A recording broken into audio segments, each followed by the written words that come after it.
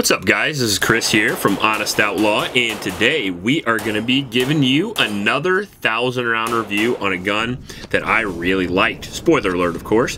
This is the Girsan MC P35, or as I like to call it, the Girsan High Power. This is actually a budget copy of the original Browning High Power. The Browning High Power is one of the original double-stack 9mm Wonder 9s, and it was invented by John Browning. I don't think it was finished by John Browning, but it was one of his last great projects. Unfamiliar with John Browning, he created almost every awesome gun in the world, including my baby, the 1911, and this was kind of the culmination of his knowledge later in life, and I think it is really an undersung pistol throughout history. The Browning High Power was not only used by many countries as far as military service, but police as well, and it served on tons of battlefields across the world, and it's very proven. Up until now, however, they've been relatively difficult to come by. FN makes them sporadically, didn't make them for a long time, started making them again. They're a little bit different now. Springfield actually has a copy. 2022 is kind of the resurgence of the Browning High Power. Before 2022, you had very limited access to them. Now you actually have the original that came back, you have the Springfield copy, then you have this copy from Girsan here, imported into Florida by EAA. The gun is made in Turkey, but it is extremely cheap. Instead of somewhere between $1,000 for a high power, you're coming in at around the $500 price point when you can find them, maybe even a little bit lower than that. Mine was purchased for right around that, I think. I think it said $400 in the first shots, but I think it was like $499 or something like that. Still very cheap for an aluminum frame 9mm, let alone a Browning High Power clone. That being said, before we get into the full review of this, I do want to mention my Patreon supporters. Thank you guys very much. Just because he was able to afford this gun, I purchased this gun from Mr. Guns in Waterloo, one of the best gun shops in Iowa. Feel free to go check it out. If you want to support the channel, all you got to do is go down to the link in the description, sign up for Patreon. That's the best way. Also in that description is a link to a local shelter in Ames, Iowa. It's the YSS. It's a youth shelter. I try to support that in every video. I'd really appreciate if you go down in the description and click the donate page there and donate to those kids.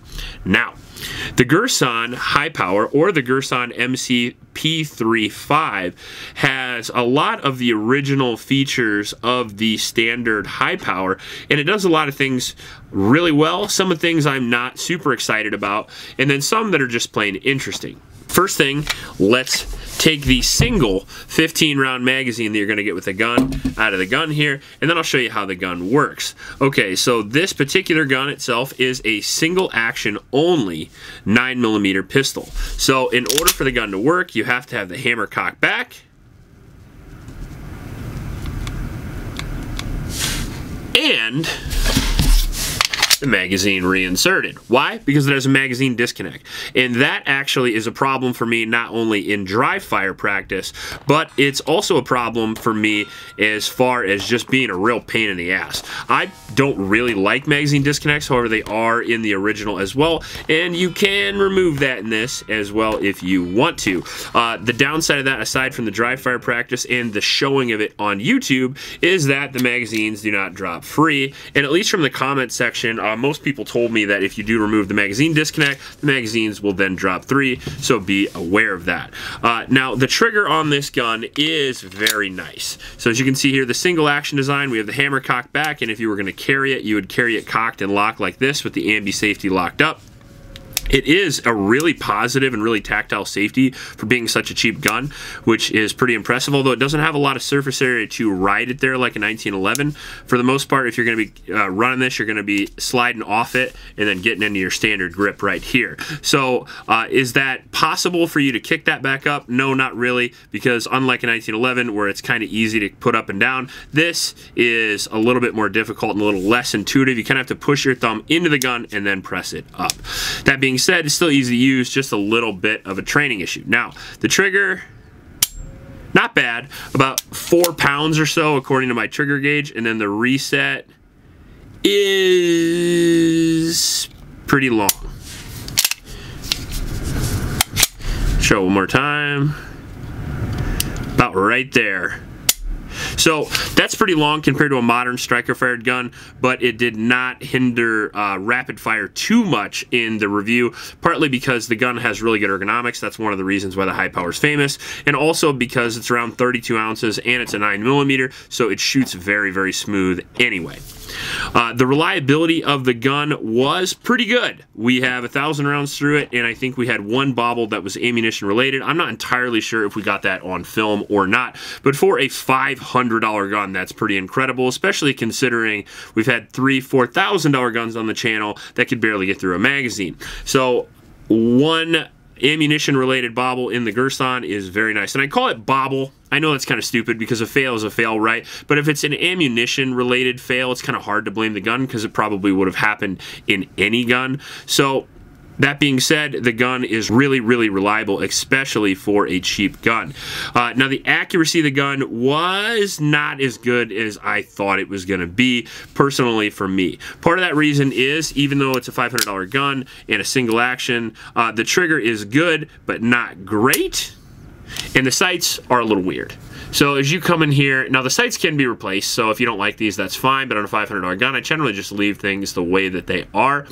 It's got the white stripes down there. I don't know if it likes Jamaican beer or if they're just trying to be different, but that sight picture, I have to admit, was extremely confusing to me. Now, one of the reasons why is because it's not very intuitive to begin with. It's an odd sight picture, but I traditionally shoot at steel IPSC targets that are square, that are painted white.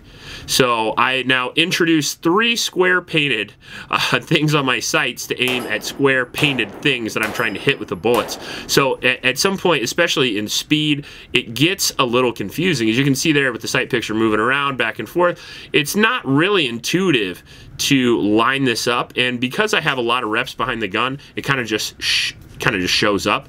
That's what happens when you do a lot of draw practices and presses and things like that. That being said, every time the sight picture comes up, I'm still like, what the fuck? Oh, there we go. And I just think that they could have picked pretty much any sight picture better than this. I would have taken regular black sights.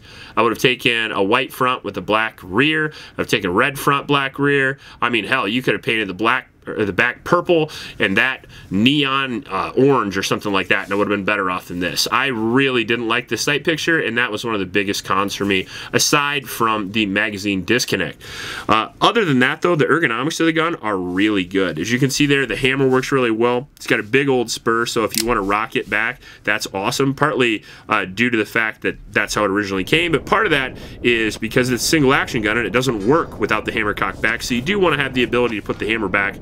High power cuts are super functional, and I know that there's no optic on this gun, but because of the high power cuts, I still continue to run the gun from the front just because it feels good and it looks kind of cool too, to be honest. I really love the high power cuts. I actually had a 1911 a while back with the high power cuts on.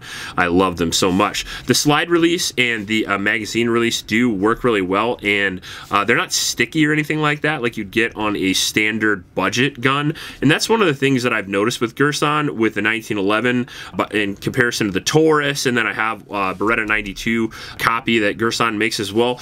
Their budget guns are pretty premium as far as that goes. The coatings are good, and all the controls work really well. The grips are very ergonomic, but I do wish it had checkering on the front and the rear strap, but that's one of those things you're going to give up for that price point. You can also change the grips if you so choose. Old school designs, everybody always says that old school guns are less modular, but I don't know how, because on high powers 1911s, Colt single actions, you can change the grips to whatever you want, whatever size, whatever, whereas on modern guns, you might have 1 or 2 backstrap options, and that's it. You can go on eBay or anything like that, find tons of high power grips and throw them on there at your leisure. We have some pretty good serrations in the back there, and then we have an external extractor, which worked really well with all ammo types. I gotta tell you, aside from the accuracy issues, which could easily be fixed by changing out the sights and maybe a little bit of a trigger job, the gun was phenomenal. I was really surprised. Now, I don't traditionally like to promote too many guns that aren't made in the US. That being said, for the money, man, this freaking thing's hard to beat. Now, if you're going to compare this head-to-head with like one of the new high powers from FN, are you going to get the same quality, the same reliability, the same accuracy? That I absolutely cannot guarantee, but I can guarantee that you're going to get really, really close for about a third of the cost. So if this is right for you, that's up to you. For me personally, I'm going to get one of the original high powers, one of the older ones. I'm also going to be getting one of the newer high powers at some point whenever FN releases them. I'm going to pick one of those up, and we'll do some comparisons to find that out. But as of right now, this is a really fantastic gun for $500. Is it as good as one of the new high powers? Most likely not, but it's still a pretty phenomenal gun. I mean, this would work for home defense, concealed carry, whatever you need it for. A 5-inch barreled 9mm pistol that only weighs 32 ounces, that holds a 15-round magazine capacity, is honestly pretty standard specs for modern day. So I really don't think, other than with the single action design, you're going to be missing that much as far as modern day features. And I think overall, it's hard to believe, but the Girsan MC P35 is a pretty excellent gun. If you like this video, please like and subscribe. Please help out your local homeless shelters, and remember to recycle. I'll check you later.